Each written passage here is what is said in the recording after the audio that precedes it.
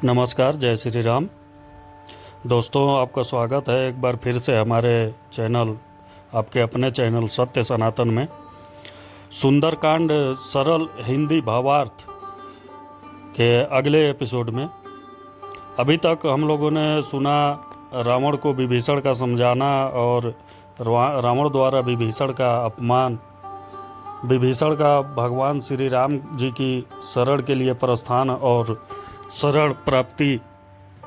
अब बढ़ते हैं अगले भाग में, जहां समुद्र पार करने के लिए विचार हो रहा है और रावण दूत सूक का आना और लक्ष्मण को लेकर लौटना। हमारा प्रयास अच्छा लगे तो आपसे बस एक ही अपेक्षा है कि हमारे चैनल को सब्सक्राइब कर लीजिए, वीडियो को लाइक कीजिए, अच्छे अच्छे कमेंट कीजिए। तो बढ़ते हैं। सुनु कपीस लंकापति बीरा के ही विधि तारिय जलधि गंभीरा संकुल मकर छग जाति अति अगाध दुस्तर सब भांत। भगवान राम कहते हैं, हे वीर बानर राज सुग्रीव और लंकापति विभीषण, सुनो, इस गहरे समुद्र को किस प्रकार पार किया जाए। अनेक जाति के मगरमच्छ, सांप और मछलियों से भरा हुआ यह अत्यंत अथाह समुद्र पार करने में सब प्रकार से कठिन है। विभीषण जी ने कहा, हे रघुनाथ जी सुनिए, यद्यपि आपका एक बाण ही करोड़ों समुद्रों को सोखने वाला है, यानी सोख सकता है। नीति ऐसी कही गई है, उचित यह होगा कि पहले जाकर समुद्र से प्रार्थना की जाए। हे प्रभु, समुद्र आपके कुल में बड़े पूर्वज हैं, वे विचार कर तब रीछ और वानरों की सेना बिना ही परिश्रम के समुद्र के पार उतर जाएगी। श्री राम जी ने कहा, हे सखा, तुमने अच्छा उपाय बताया, यही किया जाए।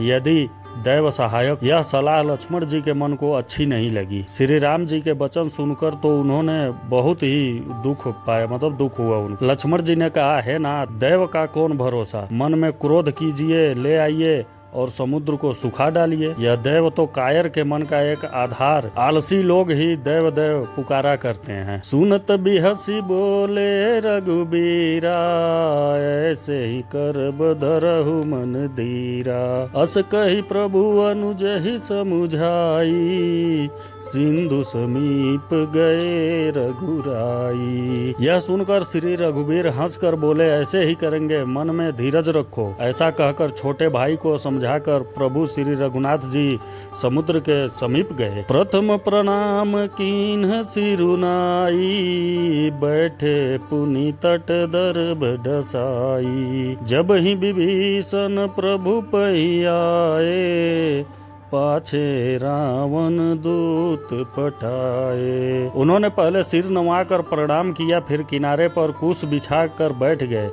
इधर ज्यों ही विभीषण जी प्रभु के पास से आए थे, त्यों ही रावण ने उनके पीछे दूत भेजे थे। माफ कीजिएगा, कहीं कहीं दोहा वो आ जाता है दिमाग में। तो कपट से बानर का शरीर धारण कर उन्होंने सब लीलाएं देखी। वे अपने हृदय में प्रभु को गुणों की और शरणागत पर उन्होंने उनके स्नेह की सराहना करने लगे। फिर वे प्रकट रूप में भी अत्यंत प्रेम के साथ श्री राम जी के स्वभाव की बड़ाई करने लगे। उन्हें दुराव कपट वेश भूल गया। सब वानरों ने जाना कि ये शत्रु के दूत हैं और वे उन सबको बांधकर सुग्रीव के पास ले आए। सुग्रीव ने कहा, सब वानरों सुनो, राक्षसों के अंग भंग करके भेज दो। सुग्रीव के वचन सुनकर वानर दौड़े। दूतों को बांधकर उन्होंने सेना के चारों ओर घुमाया। वानर उन्हें बहुत तरह से मारने लगे। वे दीन होकर पुकारते थे, फिर भी वानरों ने उन्हें नहीं छोड़ा। तब दूतों ने पुकार कर कहा, जो हमारे नाक कान काटेगा उसे कौशलाधीश श्री राम जी की सौगंध है। यह मतलब लक्ष्मण जी ने नाक काटा था सुपन का, तो राक्षस डर के बोल रहे हैं कि भाई हमारे नाक कान मत काटना। यह सुनकर लक्ष्मण जी ने सबको निकट बुलाया, उन्हें बड़ी दया लगी। इससे हंसकर उन्होंने राक्षसों को तुरंत ही छुड़ा दिया और उनसे कहा, रावण के हाथ में यह चिट्ठी देना और कहना, हे कुलघातक, लक्ष्मण के शब्दों संदेशे को बाँचो। फिर उस मूर्ख से जबानी यह मेरा उदार कृपा से भरा हुआ संदेश कहना कि सीता जी को देकर उनसे श्री राम जी से मिलो, नहीं तो तुम्हारा काल आ गया समझो। लक्ष्मण जी के चरणों में नतमस्तक नवाकर श्री राम जी के गुणों की कथा वर्णन करते हुए दूत तुरंत ही चल दिए।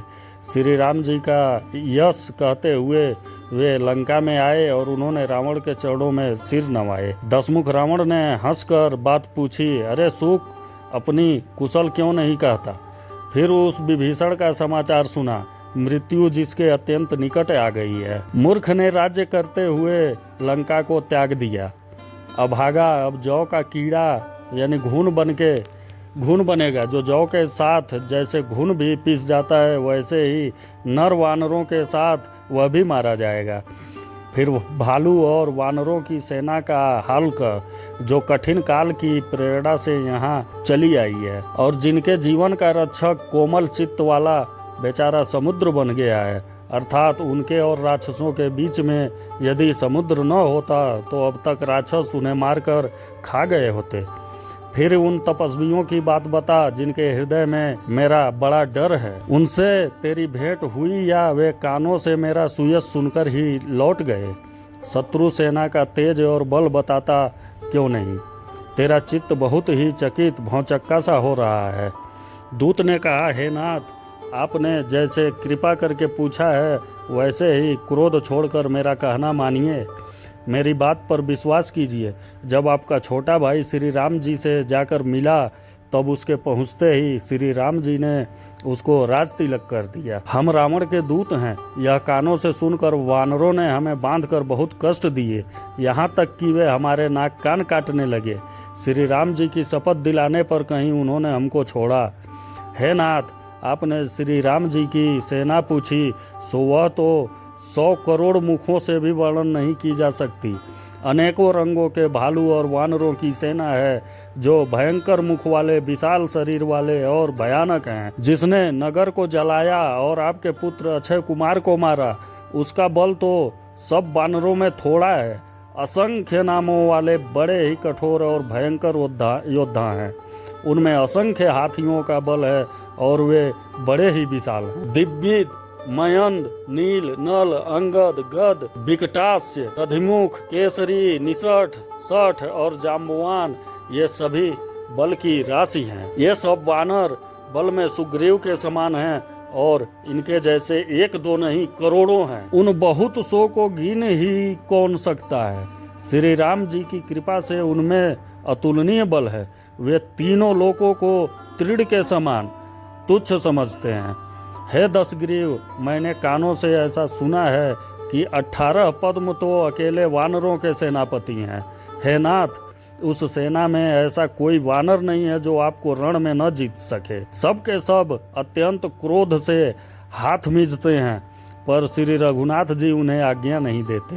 हम मछलियों और सांपों सहित समुद्र को सोख लेंगे, नहीं तो बड़े बड़े पर्वतों से उसे भरकर पूर यानी पाट देंगे और रावण को मसल कर धूल में मिला देंगे। सब वानर ऐसे ही वचन कह रहे हैं। सब सहज ही निडर हैं, इस प्रकार गरजते और डपटते हैं मानो लंका को निगल ही जाना चाहते हैं। सब वानर भालू सहज ही सूरवीर हैं, फिर उनके सिर पर प्रभु सर्वेश्वर श्री राम जी हैं। हे रावण, वे संग्राम में करोड़ों कालों को जीत सकते हैं। श्री रामचंद्र जी के तेज, सामर्थ्य, बल और बुद्धि की अधिकता को लाखों शेष भी नहीं गा सकते। वे एक ही बाण में सैकड़ों समुद्रों को सोख सकते हैं, परंतु नीति निपुण श्री राम जी ने नीति की रक्षा के लिए आपके भाई से उपाय पूछा। उनके यानी आपके भाई के वचन सुनकर वे श्री राम जी समुद्र से राह मांग रहे हैं। उनके मन में कृपा भी है, इसलिए वे उसे सोखते नहीं। दूत के ये वचन सुनते ही रावण खूब हंसा और बोला, जब ऐसी बुद्धि है तभी तो वानरों को सहायक बनाया है। स्वाभाविक ही डरपोक विभीषण के वचन को प्रणाम करके उन्होंने समुद्र से मचलना बालहट ठाना है। अरे मूर्ख, झूठी बड़ाई क्या करता है? बस मैंने शत्रु राम के बल और बुद्धि की था पा ली। और कहा, श्री राम जी के छोटे भाई लक्ष्मण ने यह पत्रिका दी है। हे नाथ, इसे बचवा कर छाती ठंडी कीजिए। रावण ने हंसकर उसे बाएं हाथ से लिया और मंत्री को बुलवाकर वह मूर्ख उसे बचाने लगा। पत्रिका में लिखा था, अरे मूर्ख, केवल बातों से ही मन को रिझाकर अपने कुल को नष्ट भ्रष्ट न कर। श्री राम जी से विरोध करके तू विष्णु ब्रह्मा और महेश की शरण जाने पर भी नहीं बचेगा। या तो अभिमान छोड़कर अपने छोटे भाई विभीषण की भांति प्रभु के चरण कमलों का भ्रमर बन जा, अथवा रे दुष्ट श्री राम जी के बाण रूपी अग्नि में परिवार सहित पतिंगा हो जा। दोनों में से जो अच्छा लगे सो कर। पत्रिका सुनते ही रावण मन में भयभीत हो गया, परंतु मुख से ऊपर से मुस्कुराता हुआ वह सबको सुनाकर कहने लगा, जैसे कोई पृथ्वी पर पड़ा हुआ हाथ से आकाश को पकड़ने की चेष्टा करता हो, वैसे ही यह छोटा तपस्वी यानी लक्ष्मण बाग विलास करता है, डींग हाँकता है। सूक दूत ने कहा, हे नाथ, अभिमानी स्वभाव को छोड़कर इस पत्र में लिखी सब बातों को सत्य समझिए। क्रोध छोड़कर मेरा वचन सुनिए। हे नाथ, श्री राम जी से बैर त्याग दीजिए। यद्यपि श्री रघुवीर समस्त लोकों के स्वामी हैं, पर उनका स्वभाव अत्यंत ही कोमल है। मिलते ही प्रभु आप पर कृपा करेंगे और आपका एक भी अपराध वे हृदय में नहीं रखेंगे। जानकी जी श्री रघुनाथ जी को दे दीजिए। हे प्रभु, इतना कहना मेरा कीजिए। जब उस दूत ने जानकी जी को देने के लिए कहा, तब दुष्ट रावण ने उसको लात मारी। वह भी विभीषण की भांति चरणों में सिर नवाकर वहीं चला जहां कृपा सागर श्री रघुनाथ जी थे। प्रणाम करके उसने अपनी कथा सुनाई और श्री राम जी की कृपा से अपनी गति मुनि का स्वरूप पाई। शिव जी कहते हैं, हे भवानी, वह ज्ञानी मुनि था। अगस्त्य ऋषि के श्राप से राक्षस हो गया था। बार बार श्री राम जी के चरणों की वंदना करके वह मुनि अपने आश्रम को चला गया। तो दोस्तों, वीडियो बड़ी हो जाएगी, यहाँ पे देते हैं विश्राम। प्रेम से बोलिए सियावर रामचंद्र की जय, पवन पुत्र हनुमान की जय। अगले भाग के लिए वीडियो को लाइक कीजिए, अच्छे कमेंट कीजिए और चैनल को सब्सक्राइब कर लीजिए। धन्यवाद। जय श्री राम।